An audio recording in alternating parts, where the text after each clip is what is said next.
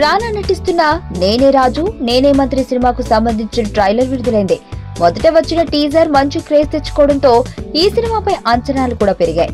తేజ దర్శకత్వంలో తెరకెక్కుతున్న latest trailer చూస్తుంటే ఇది వైఎస్ జగన్ కథలా అనిపిస్తుంది.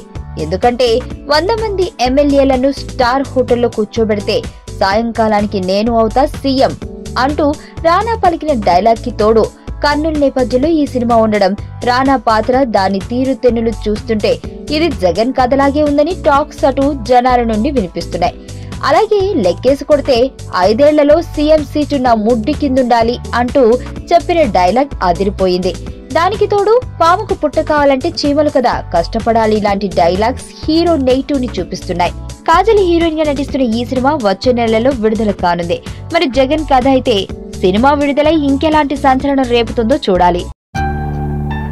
ఫిల్మ్స్ చూసిన తర్వాత మీరు ఏమైనా మూవీ స్టోరీ ఎక్స్పెక్ట్ చేయగలుగుతున్నారా? ఇలాగా ఉండకుండా వేరేగా ట్రై చేస్తున్నారు. Spying on someone, okay, using some gadgets, spider ద్వారా మనిషిని చంపడం, లైక్ హీటర్ ద్వారా మనిషిని చంపారు.